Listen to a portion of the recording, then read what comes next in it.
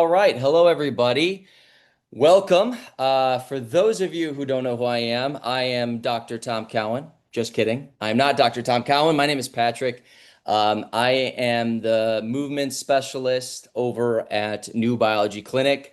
As you know, Tom is off, probably with Pumpkin.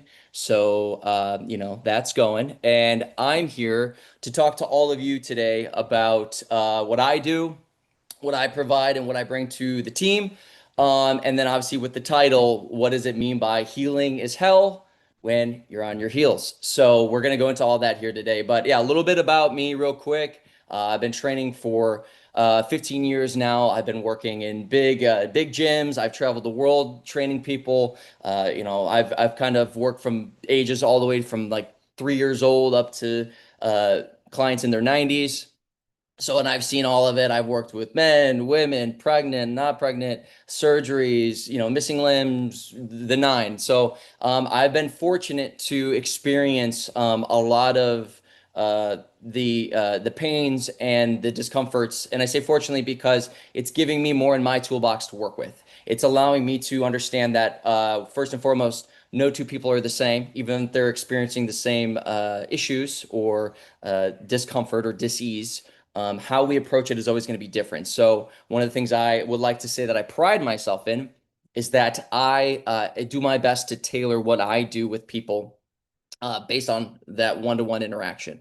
Now, I do provide at the clinic, I am providing group workouts and all these other things that we do. But at the end of the day, the more I understand the individual, you or whoever I'm working with, the more I can actually give and again, tailor that training to what your body is communicating.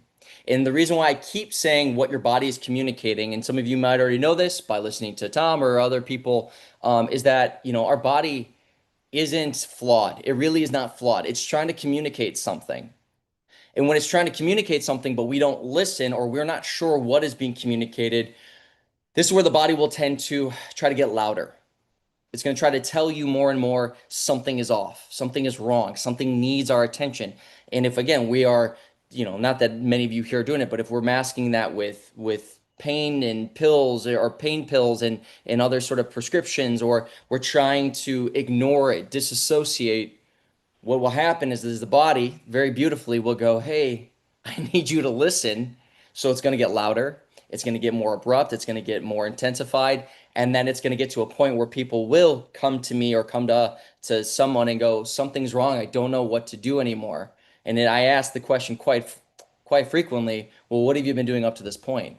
Well, I thought it was fine. I thought it was fine. It got really bad. And then I just didn't really do anything about it. I didn't do anything about it.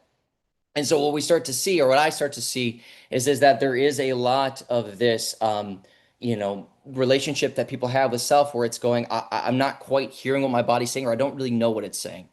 And so my job and what I'm always trying to do is, knowing that I can't physically heal anyone myself, like I can't physically do that to somebody. It's an internal journey. Many of you already know that.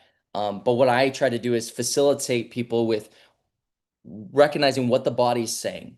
What are some of the patterns that the body will tell us that can relate to each individual, right? A group, but also individually, of like, okay, what is ongoing here? And that's what we're going to talk about today. When I do talk about the heals, the word heal, hell, healing, health, it's all coming from the same word, right? It's coming from the same place.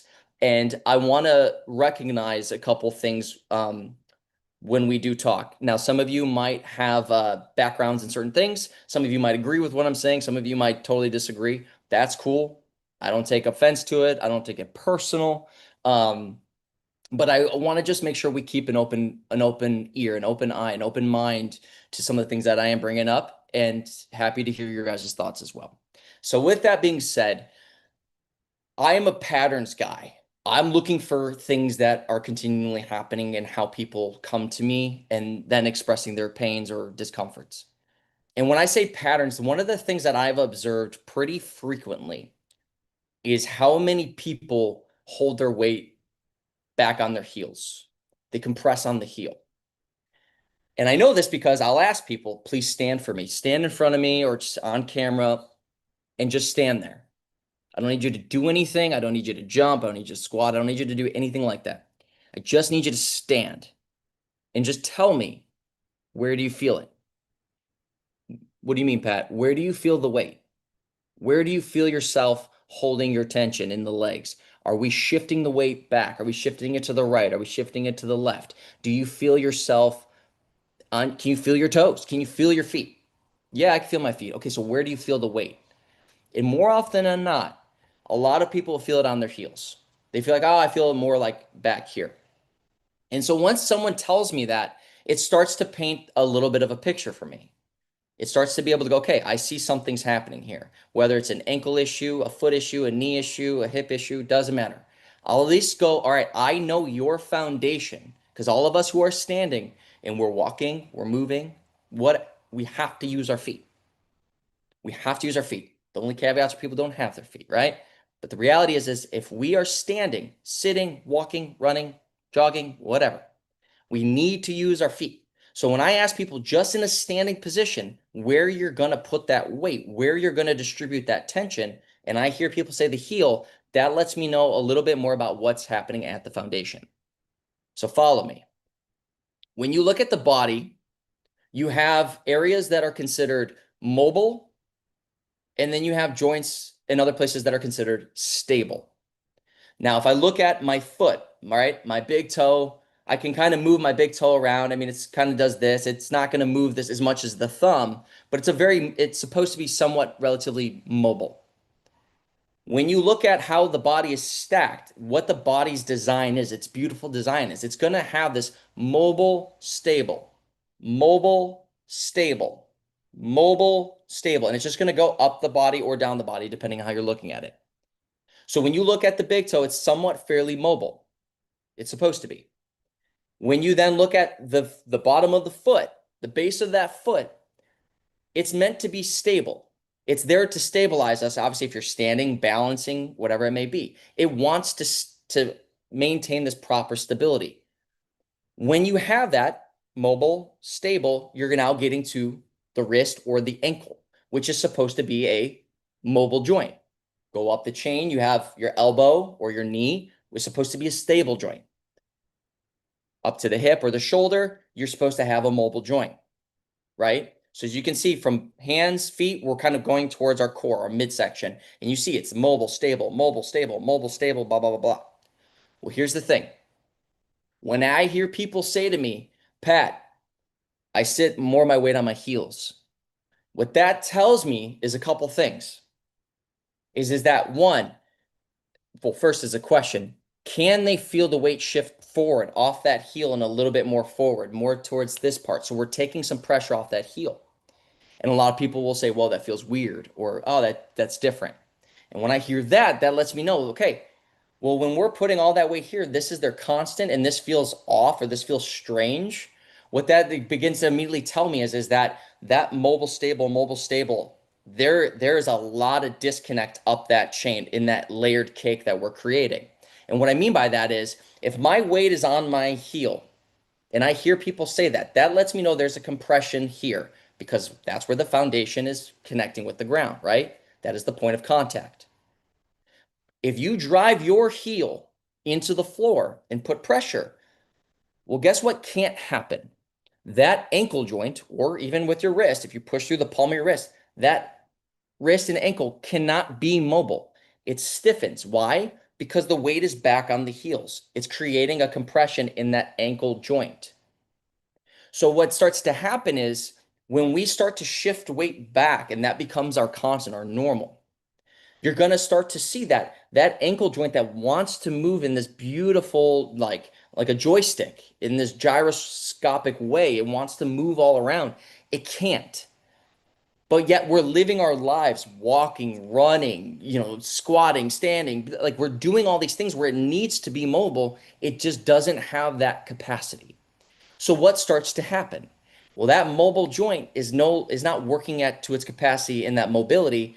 It's going to start to stiffen. And now that range of motion we're asking for it to do is going to start to leak into other parts of the body. It's going to compensate because it's going, I need this loose, but I can't. But you're asking us to still do this thing that needs us to move in a way. So we're going to put it to the knees.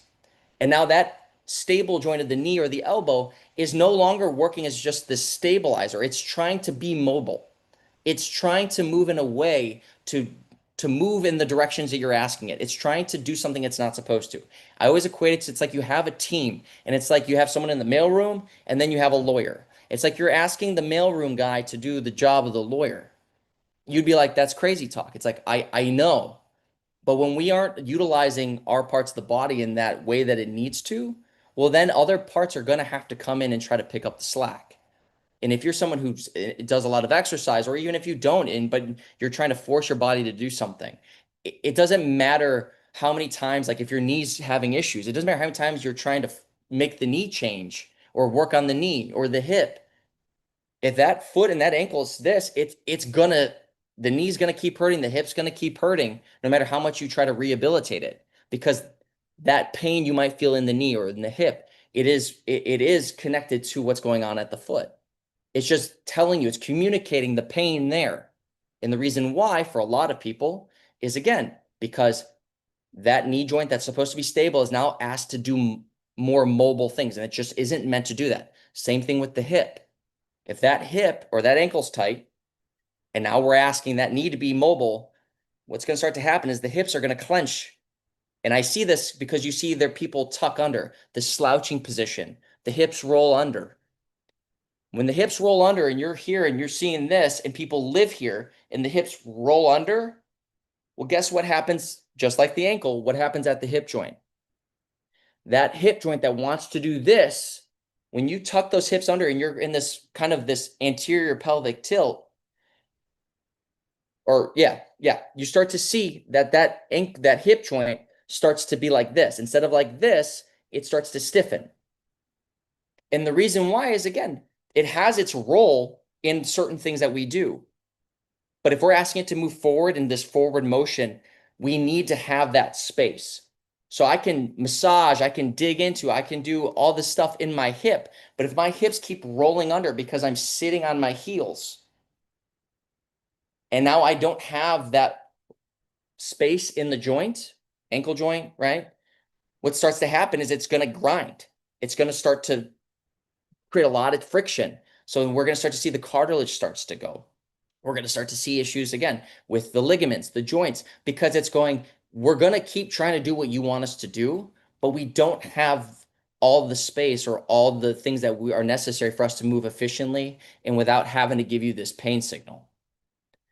And so I go into all this because I want to make sure when people are training or when they're moving, we're not just doing, I always talk with a lot of the clients and the members, we're not just moving to move. We're not just working out. Some people do. But when they come to me, I always try to say there's a difference between exercising and training. If I'm exercising, I'm more often than not going to a gym, going to a place, doing a class just so I can just get moving, which again, I'm not opposed to. But what tends to be missing is an intention. What am I trying to do right now with this specific movement that we're doing? What is my intention? What am I trying to feel? Where is my attention going while I'm doing this? How much tension am I creating in this movement? And if we can't really know those answers, what starts to happen is we're kind of just doing a choreography. We're going through a motion that looks good, but we're not fully present with what we're doing. And so why I go into all this all the time with, again, the members is because I want people to start moving and training with a very clear intention. What am I trying to accomplish? What am I feeling? Because we might start to recognize my knee's causing pain, my right knee, for example, I'm just an example. But if I start playing around on my left side, I might go, oh my gosh, that leg feels super stiff. Why does it feel so stiff? And we can start to see, hey, maybe there's a clear correlation with what's going on that knee because of how much attention and awareness you're bringing to this other leg or moving slowly through a range of motion. So we can see where exactly through that range of motion you're starting to feel a discomfort or a pain. And when we can do that and have that self-awareness, well, now we can start to really dissect what's going on. Bring a present awareness to our training. So now we're moving, everything we're doing movement-wise is very clear. We know exactly why we're doing it, what we're trying to accomplish. And when we can start training that way, now we can start to see, oh, this move that used to hurt feels different because I can understand where my weight is. Am I sitting heavy on my heels? Am I shifting more to the left than the right? Am I trying to do that? If I don't want to do that, can I shift to the other side? Now we're training because everything has an intention. We're very intentional with the movements. And so, as I said, again, going back to the feet and the heels, when you look at the weight on that heel, when I talk to people and we're training, I ask, is that what do you want to sit on the heel? Do you feel good sitting on the heel? And a lot of times people are like, no, that actually hurts my knee. That hurts my hip. That hurts my back. And what I will do, and again, just to start us off, can you shift the weight forward? Feel that. Can you feel that kind of pressure through the ball of your foot and the heel is down, but it's not heavy? Can you feel that? Yeah. Does that take a little pressure off your back? A little bit actually. Does it take a little pressure off your knee? Yeah, a little bit. Okay, go back to your heel. Kind of hurts again. And just that subtle self-awareness, intentional movement, again, just shifting weight. I've seen a lot of people more often than not be like, wow, that's so different. And that actually does take a little pressure off. And so when we can start seeing that a lot of our healing has to start at the feet, and when I say healing is hell, again, the body doesn't want to live here. If you can picture with me, the foot is like a gas. You're a car for all intents and purposes. You're a car. If you look at your gas and your brake, and now we look at the foot. When you look at the ball of the foot, that's more of you hitting the gas. Why? You're propelling forward. When you push through your feet and you're lunging forward or you're moving forward, we literally call it springing forward. He sprung at me. They're spring in this direction. That's that forward propulsion. It's hitting the gas. When you sit on the heel, it works like the brake. It's trying to slow you down.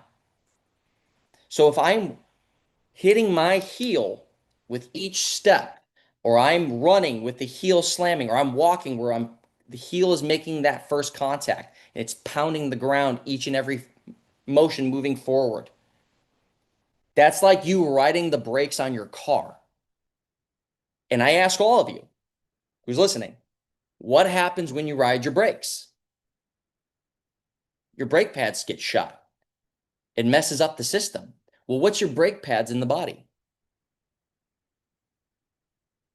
It's your joints.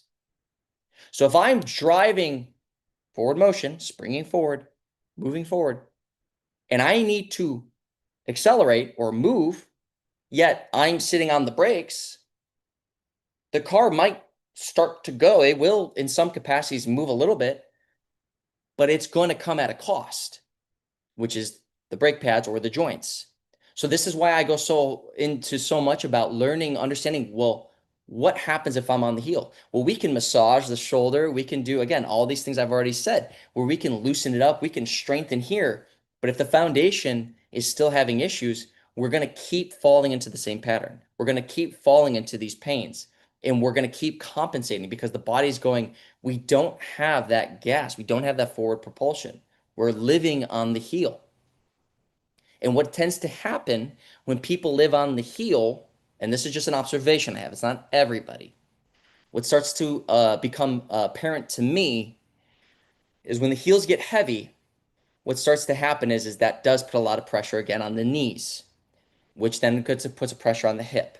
And what people will tend to do to try to alleviate that pressure on the heels and then up the body is they'll start to collapse the arches. And because the arches are collapsed, what helps support that arch is people will start to turn their toes out. And what now starts to happen is they're collapsing with their feet turned out because it's trying to open up the hip joint. It's trying to open up at the ankles, trying to take pressure off the insides of the knees, all this stuff. So what I'll start to see is people collapsed and turned out. So what that will start to tell me is that beautiful arch that is on all our feet will begin to collapse. And when that foundation collapses, again, up the system, it's going to have an impact.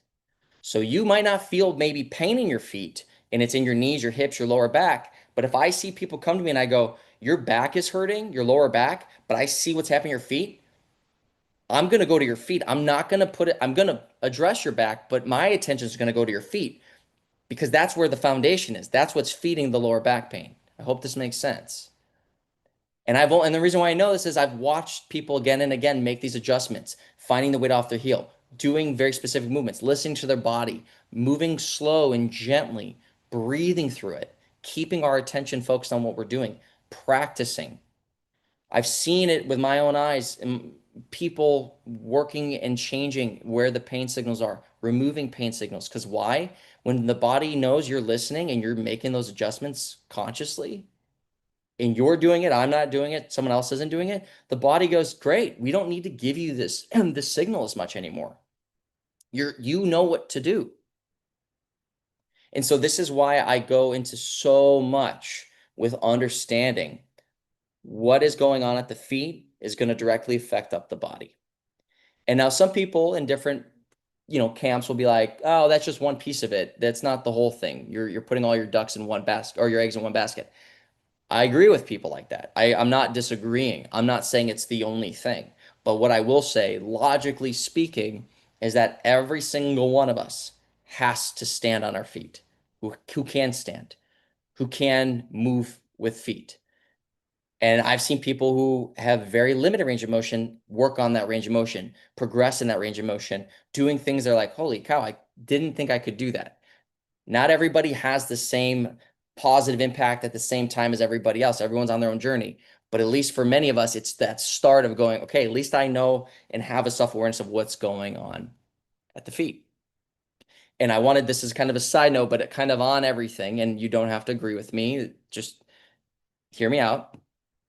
It is interesting to me that when you look at old religious texts, a lot of times, you hear this thing, and this isn't a religious thing, I'm just making a point.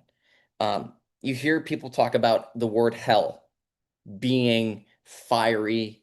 You hear people talk about it all the time.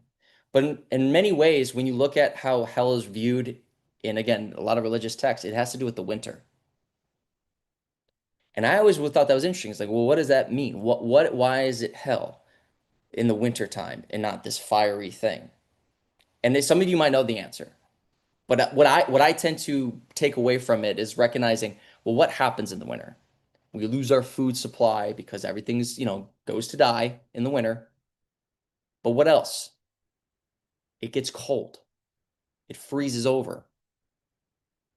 Everything gets frozen. What happens when you sit heavy on your heels? And that mobile joint cannot move or does not have the capacity because of where our weight is to move in the direction where it needs to go. It starts to get tight, starts to lock up. Some people tell me it feels like my ankle is frozen or it is stuck. How many of you know someone or you yourself are dealing with frozen shoulder? Why do we use that? Why do we say, oh, dude, I have frozen shoulder or everything's frozen? Why? Because it has no heat in the sense that it's not able to move in its capacity to create that energy, that heat to start to get blood flow to that area, to get things moving. It's stuck. So what do we need to do? Just like if a pipe is frozen, what do we need to do? Safely, carefully, bring a little bit of heat, try to add a little warmth to it. Well, how do we do that if it's frozen? Well, we have to learn how to get off of that, what's causing it to freeze, right? Obviously, if you're in the wintertime, go in somewhere where you're not in the frigid cold, trying to get away from that. Find somewhere warmer, create heat. So when we're learning how to take pressure off the heel, which is hell, which is cold, it literally is going to lock your body up. This is what I hear all the time. My body feels stiff, like it's locked up. Well, how do we unlock it? We got to get off of what's causing that cold or get out of the cold. We got to get out of the winter. We got to get out of hell. Right? Do you see where I'm going with this? And I find this so fascinating. I talk about this a lot. And again, you don't have to agree with me. That's fine. But I just find this fascinating. Is when you look at the foot, and I said this earlier, the ball of the foot, when you're moving through the ball of the foot, you're literally, they say, springing forward. You spring forward. As you then spring forward, you're moving through the arc of the foot or the sole, sun of the foot. And when you start to fall back onto your heel, which is hell, in a way, you're moving through the seasons. And just that might seem like a stretch to some of you, but words have meaning. If I'm springing forward through the arc of the foot, the high point of the sun is in, right? We go through the high point of the sole, sun, just in the summertime, just to fall back onto the heel or fall into the winter. Understandably, your foot carries literally the seasons: spring, summer, fall, heel, hell, winter. And understanding how the world works. And again, some of you might be like, geez, dude, you're going on like a rant. But I could tell you this. Imagine living in a world, picture this, where it was always winter. Always. Everything was frozen. Everything was cold. Everything was stiff. Would you want that life? Would you want to be in that place? Would that be something worthwhile to you? I speak for myself. Hell no. I don't want that. So we want the seasons. We want the change. We need that change. But if we're living on the heel and we can't really feel and experience the rest of that foot or the rest of, again, the seasons, are we actually getting the full benefit of this, of the body? Are we getting the full benefit of what, the world that provides for us? Notice how when the wintertime comes, most people get excited for the spring, right? Because it brings on a new life. What happens when you push through the ball of your foot? You're springing forward. You're creating motion. You're creating life. You're creating momentum, movement. And when you do that in a way that is strong, efficient, self-aware, it's like planting in the spring. You're gonna get really good at how to prepare from the winter to go into the spring. So when you understand how to move through the foot, you're knowing how to move through the body, where the weight is, where it needs to go, rather than being like, I'm stuck, I don't know where to go, everything's stiff. So I'm always working with people trying to teach them how to get through that, how to feel that weight shift, experience the whole foot. A lot of people I work with don't even have sensation in their toes. Not that they don't have toes or that there's a neurological issue. It's just they haven't utilized that part of the foot or brought that awareness. So finding the toes, connecting with the toes, it feels like for a lot of people, they feel like my toes are just like this, and this might be you. Well, imagine these fingers, right? Same thing with the toes. Imagine all this you can do with the fingers, and they're like this all the time, right? Some of us might have that, or trigger finger. If they're stuck in a position because we haven't utilized the body in the way that it needs to, well, it's going to freeze up. And we want to allow, my job and what I try to do with people is slowly recognize the body is beautifully designed. It's trying to tell us something. Our job moving forward now, our mission is to stay aware, stay present as we start to explore the different parts of the body. Really paying attention to what happens when we make these subtle changes. Can we feel a difference? What are we noticing? And then we respond accordingly. And the more I've watched people do that, it might take some time because you might have years of a lifetime of never really knowing what it's like to feel your toes or what it's like to feel your feet. Well, we start to notice, that's when people take their time, really be gentle. It actually, in many ways, can pick up the process. Why? Because it takes such a self-awareness, so much energy to pay attention that you're actually going to pick up the process comparatively to people who just go and maybe get massages. And I'm not bashing masseuses. I'm not bashing any, like, I see the value in all of it. But what a lot of people will do, even if the professional, specialists are saying, hey, pay attention, I need you to focus, people will just disassociate. They just go into relaxation. Why? Because it feels good to relax. But at the same time, we need to understand the body needs us to still be present so we can make the changes. Because if I get, again, a massage or do something and I'm kind of zonking out, I might feel better, but I haven't changed anything internally. They did that. So the body is now going to go, all right, this is loose, but everything else, posture, how we're sitting, the tension, holding our breath, that's all the same. We made that tight for a reason to protect you because you're not really helping us here. and you just loosen that up. So if you're not going to change anything, we'll make that tighter. We're going to tense that up a little more.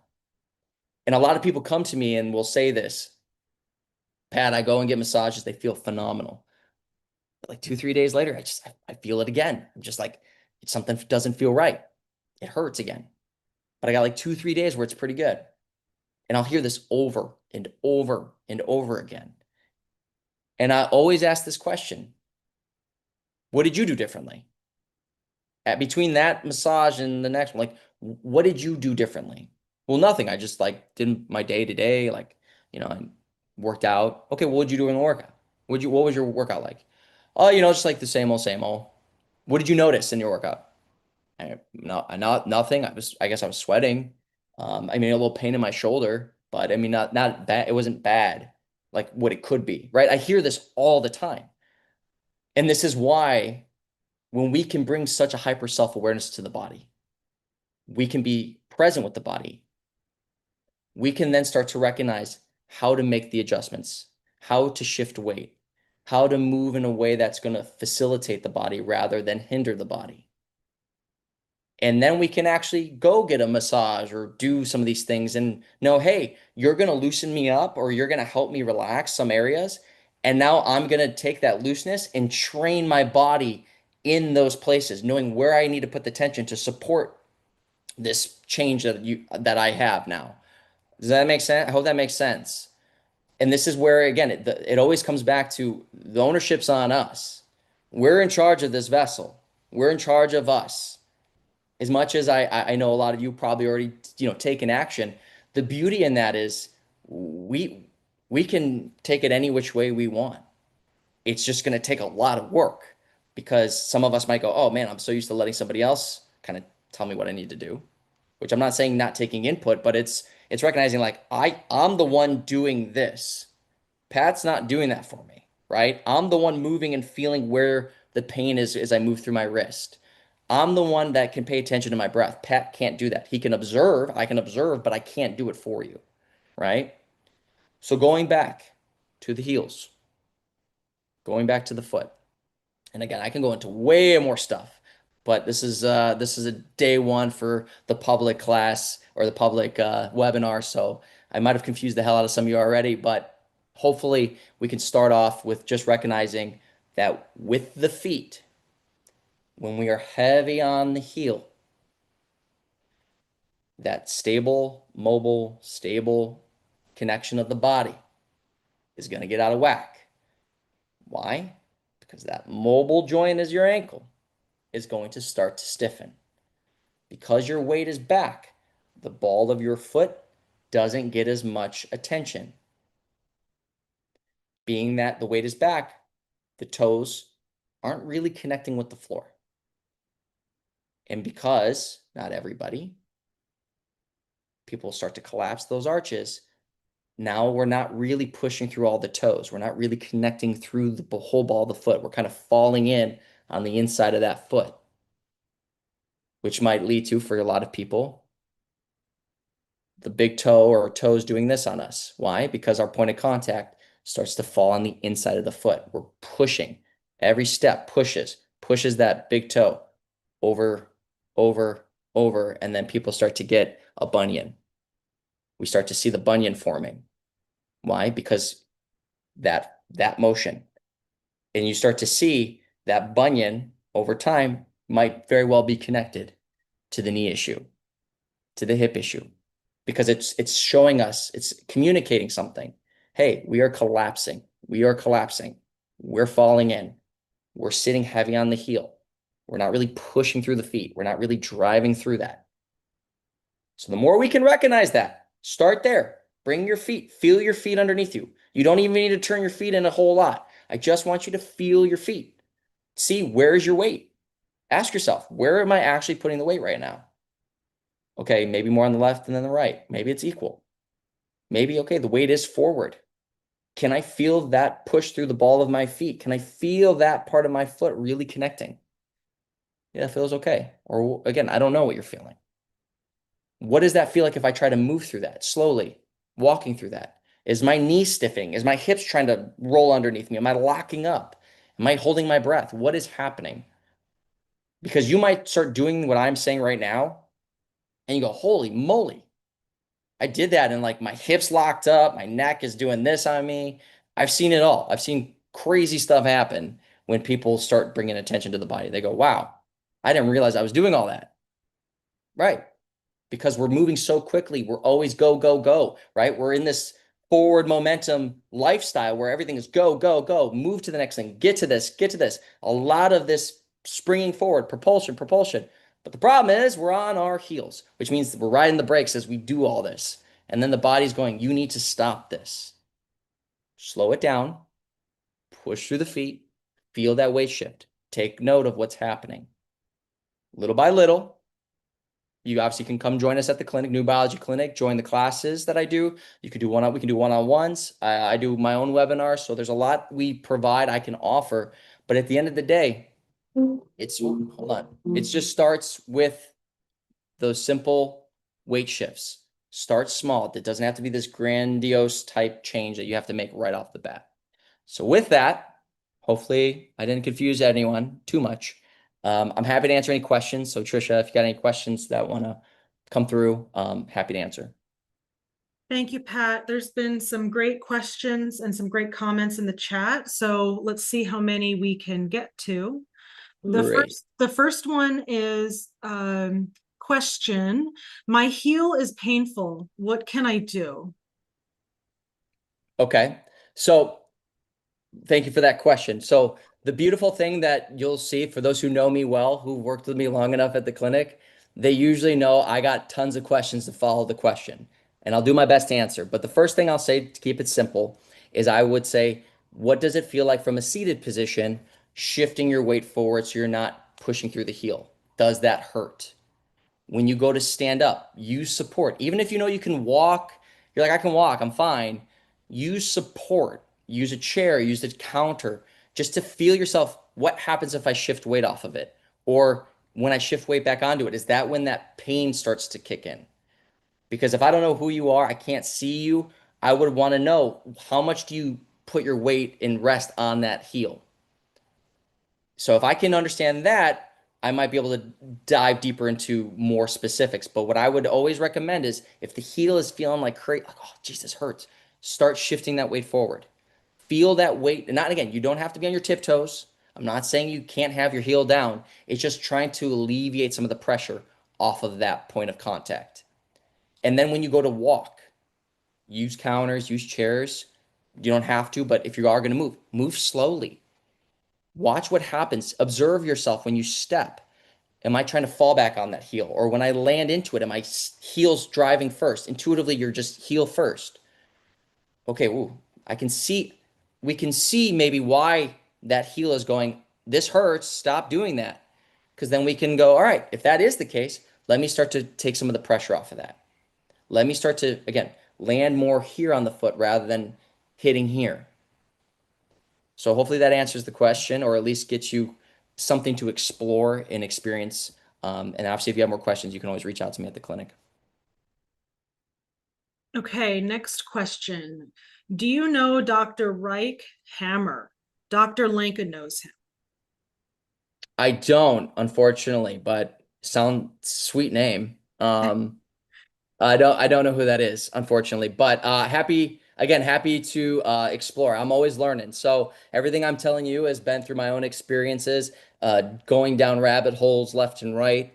So if there's more people who have information or insights that I can learn from, I'm a student like everybody else.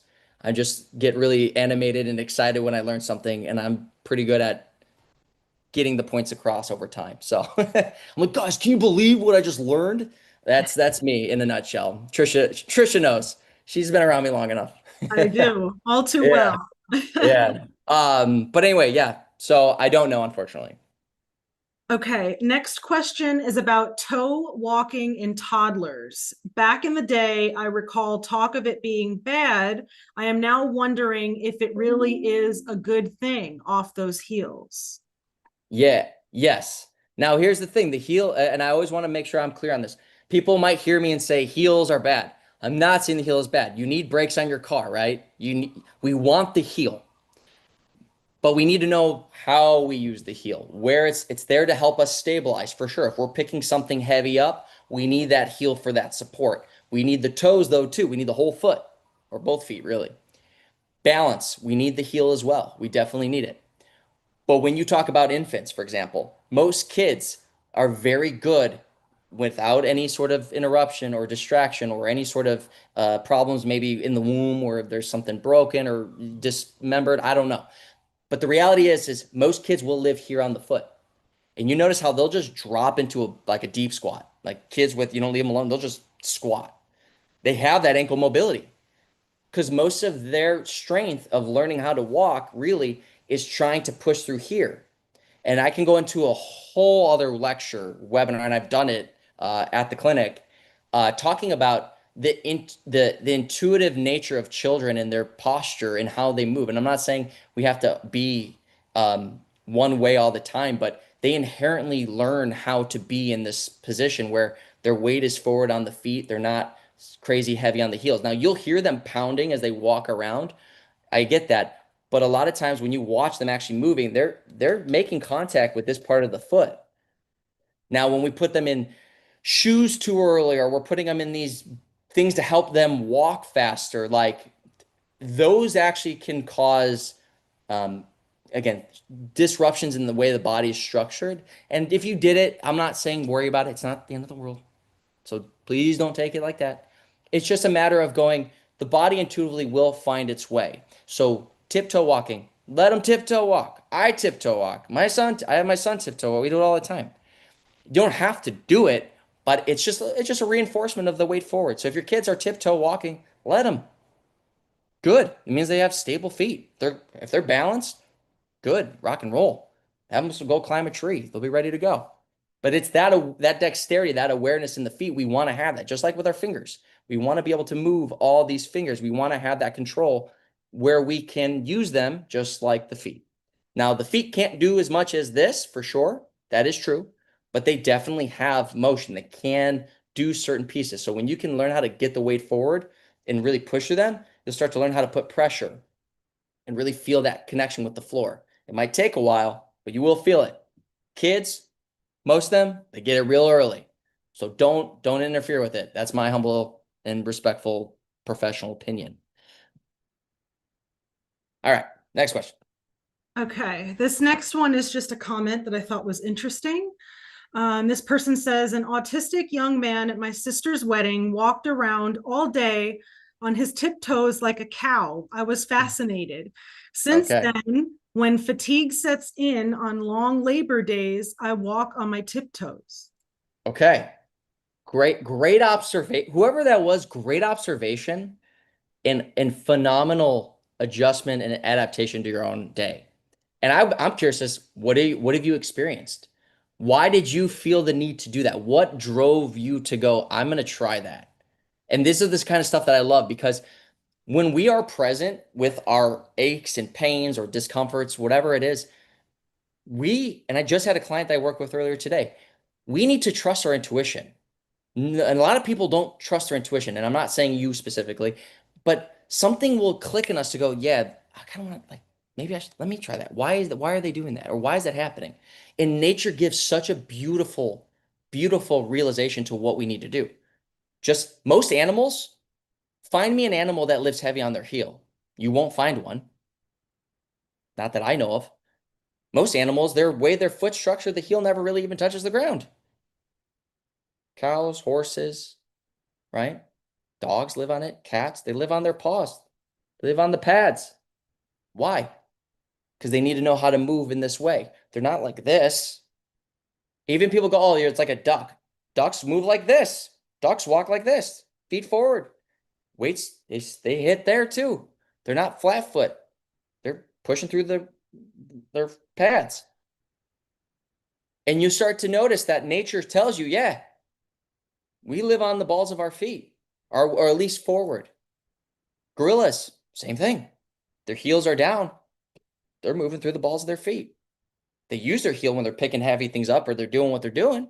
So it has its place, but they're not living on it. And so this is where when you observe nature and just in your day to day, that kid right there, that whoever, young adult, whatever it was, whoever they were, just gave you such a beautiful realization of, yeah, live on the heel, get off the heels, be on the tiptoes. It creates energy, it creates motion. A lot of charge will go to the feet. You'll feel energy moving towards the feet, and we need energy to flow.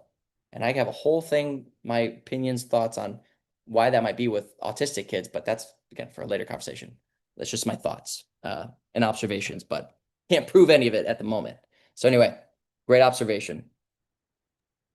All right, Okay. next one. Next question. Why do Mhm. why do humans favor their heels if it doesn't work for us? Great. This is a good question. Okay. I'm under the firm belief and seeing it and observing so much that when, and let's go back to the car analogy. When do you hit your brakes? When there's something in front of you, whether it be a threat or not, something's in front of you. Disregarding stop signs for like obviously you're following abiding the rules. But when do we feel like I need to hit my brakes? Not that I'm worried about a ticket or whatever. It's when there's a threat or something that could cause problems in front of me. Can we agree on that?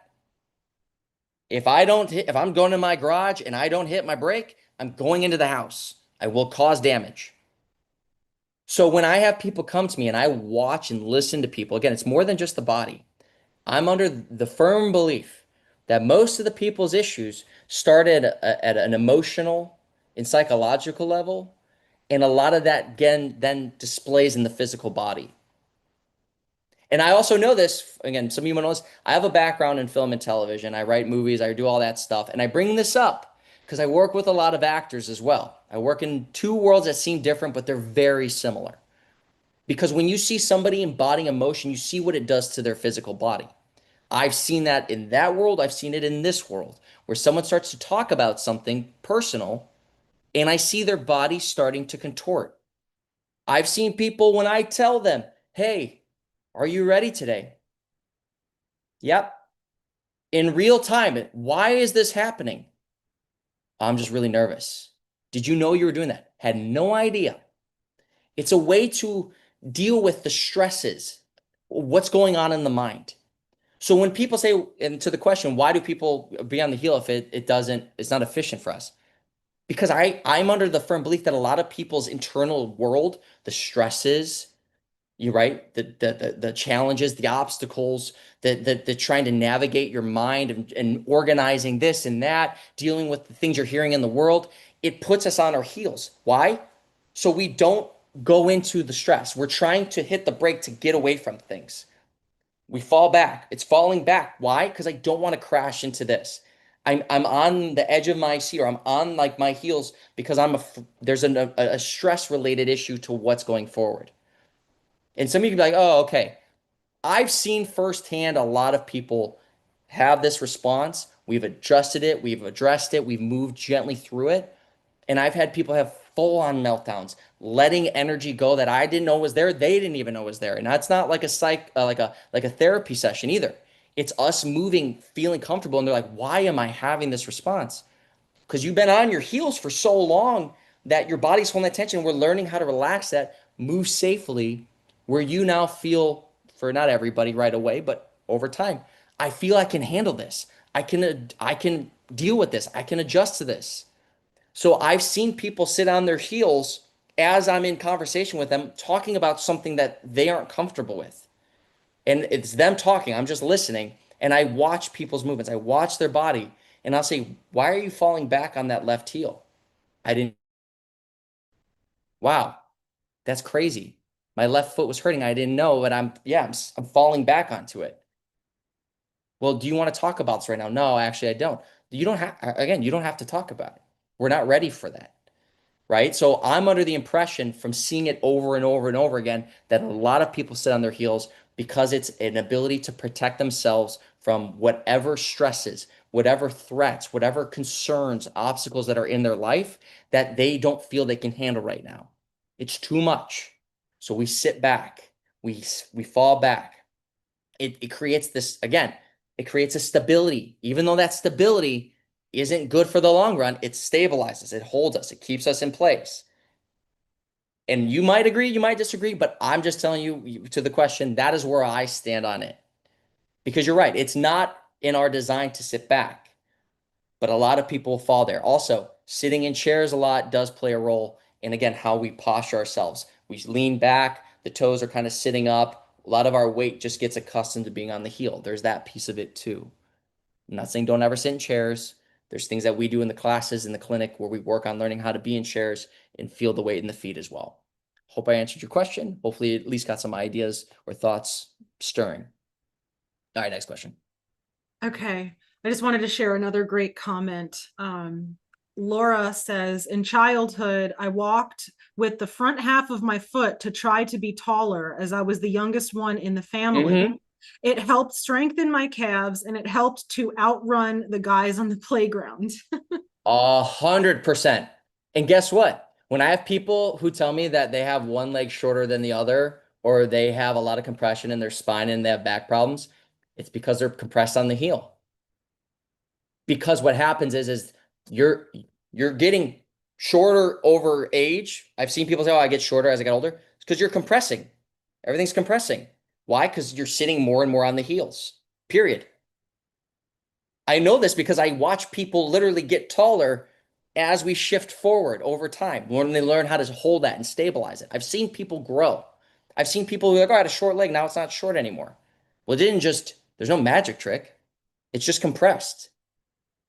There is very few people I've actually ever met. If I've met one, maybe there's one that actually had a shorter leg than the other.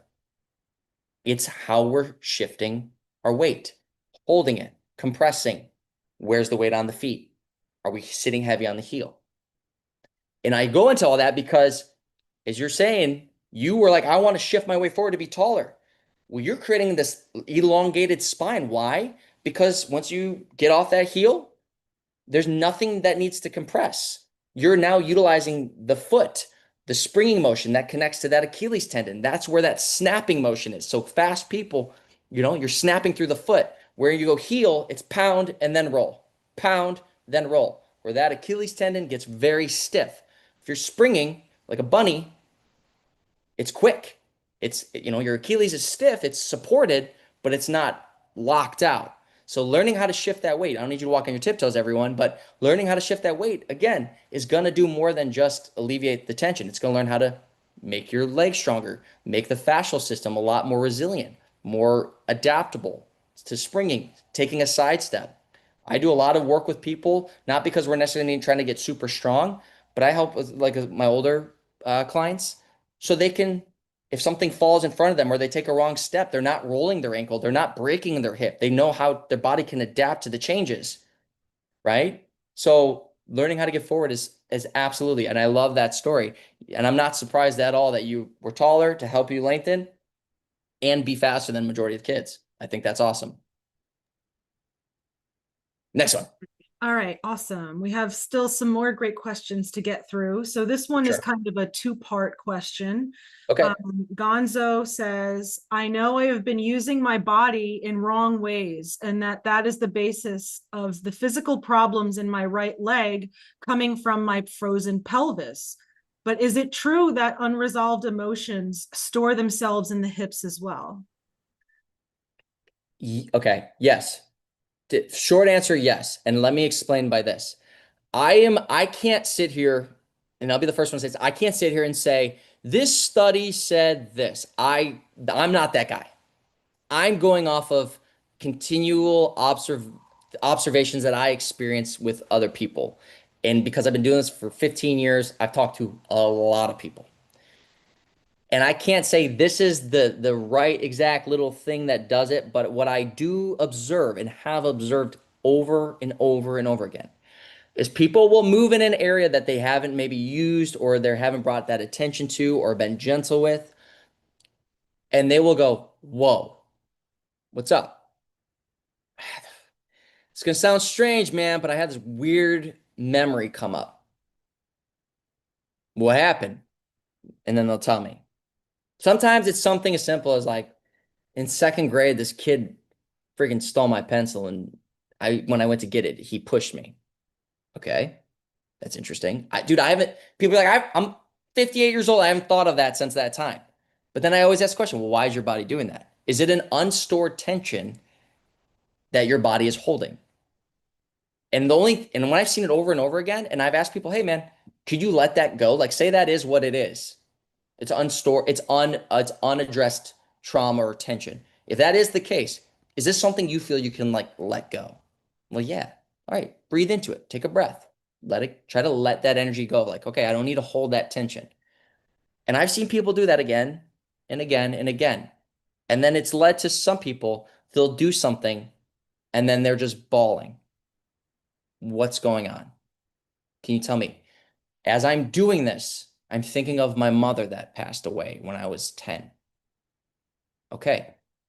Are you okay? I just need to be with this. Breathe into it. So where it's stored in the body, I'm not the guy to say, if you have an issue with your parents, it's going to be in the hip. If you can, like, I can't do that. I've never will ever be that person. All I will do is go, like, what is your body telling us? And we are going to listen. So if you are stiff in the hips and we're moving and we're trying to find ways to move gently, and you have a thoughts or memories or things come up while you're doing it, I would not be surprised. So for me, I will deduce it as yes, the body does hold and store trauma emotions. And when we move in a gentle way, I have observed the body for a lot of people begins to go, you are creating an environment where I can show you this. And I always think of like back in the day, remember the old like board or the old like projectors at schools where it was like the light and you put the paper on it or the whatever the sheet and it projects onto like that kind of thing, right? You just put it on there. It's like, all right, now this is I look at the body, and this is just me. You have all these memories, you have all this stored energy in your thoughts, in your mind, in the body. This is my take.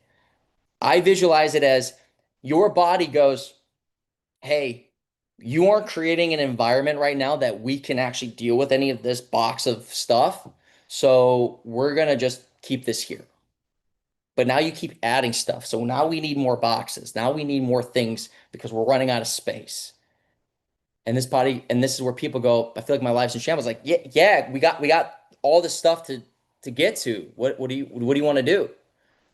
So when we then move in a gentle way, listening to the body, moving with an intention, not forcing it to do something it doesn't want to do, what will start to happen observably, body goes, hey, let's start with this one.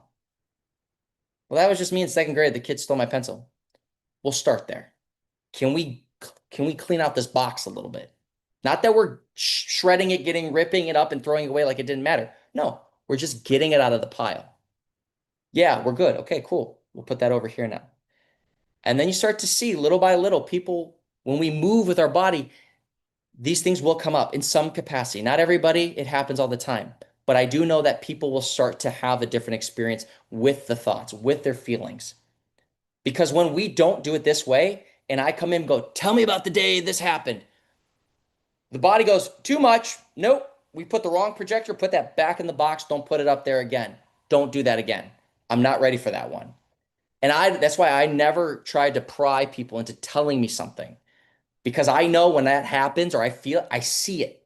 I see the body start to take on that tension and it's going, okay, we don't even go there. Let's relax. So all that to be said, yes, the body does store energy in my humble opinion, in my observations. How do we address it? Gentle, breathing, allowing ourselves to be present. Don't force something that doesn't want to be forced. Listen to your body. It'll tell you, we don't want that right now. Even if I say, can we try this? That hurts. Okay, we're not going to do it. I want your body to feel safe with you. I want you to feel safe with your body. And so this is why I go into all this. Thank you for the TED Talk. Next one. Awesome. I got two more questions. Okay. The next one says, Pat, amazing explanation for such mechanics and its logic. Any effect down the pipe on body weight increase? Thank you. Wait, say that last part again. Thank Any you, by the way. any effect down the pipe on body weight increase? So just Gaining weight. Is that I think essentially? that's Yeah. what they're, I Okay. think that's what they're asking. Um, again, I think, and this is where I think at the end of the day, stress is everything. Like stress is important. We need stress. Stress is vital to our well-being. Um, but if we don't know how to navigate stress, it's going to show itself in the different ways. And I think again, the gaining weight could very well be a stress related thing. And this is the thing about stress. And this is why this journey is very difficult because you could think you're doing all the right things, but I always ask, how do you feel doing it? I'm stressed. Okay, I just found out the government's doing this. I just found out this. I just found out this. There's nothing healthy. They're doing this, and I'm not bashing anybody. I'm there too. I'm always that guy. But learning how to go, okay, I gotta eat clean. I gotta do this. How I hear you. I know, like, and I'm not saying this is this person. I'm saying in general. That could be a stress that we don't even realize is causing a stress. I'm doing everything right. Why am I still like this? Look at yourself. Take a breath. What do you notice? I'm stressed. Okay. So the body, you could be doing all the right things on paper, but how are we interpreting that? How is our body taking that on? You could be having things in your personal life, people that you love that don't talk to you anymore, that have called you things, right? We've all been there. A lot of us have been there. You could have a situation with a parent, loved one that has been unresolved, and that's just a lingering stress, right? And your body lets you know, hey, we haven't dealt with this. We need to store that energy.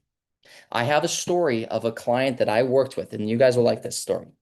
For those, I can't see any of you, but sit down, class. We're going to talk. I had a client. It was her wedding in 3 months. This was years ago. This is before I went down all the rabbit holes. And she came to me and she was like, I need to get into shape for my wedding. Super anxious, like all off the bat.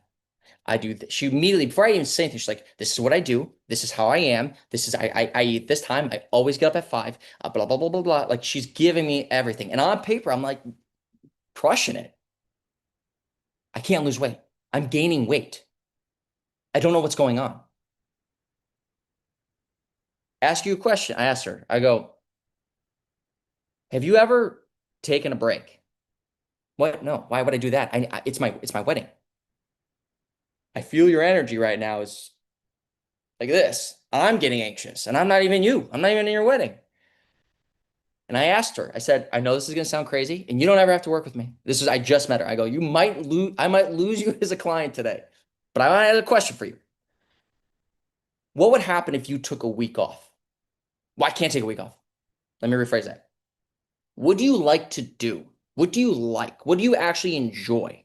I love exercising. Besides that, what do you love? Do you have pets? Do you like going outside? What do you like? She thought about it. I lived in New York at the time, New York City. Well, I like going to Central Park with my dog. Do that for 1 week. Just that's your exercise. That's your exercise. Go with your dog. Why do you love your dog? Well, it calms me. Do you see your dog a lot? Well, I'm always at work, isn't that? Do you like being with your dog? Of course. So she goes and does it. She actually does it, but I don't hear for like 14 days or something like 10 or something like that. It's almost 2 weeks. Leave her alone. I'm just like, I'm not gonna add more stress. She'll come, she comes. She comes back. She lost almost 9 pounds in 14 days. I was mind boggled. I'm like, what the hell did I just tell her to do?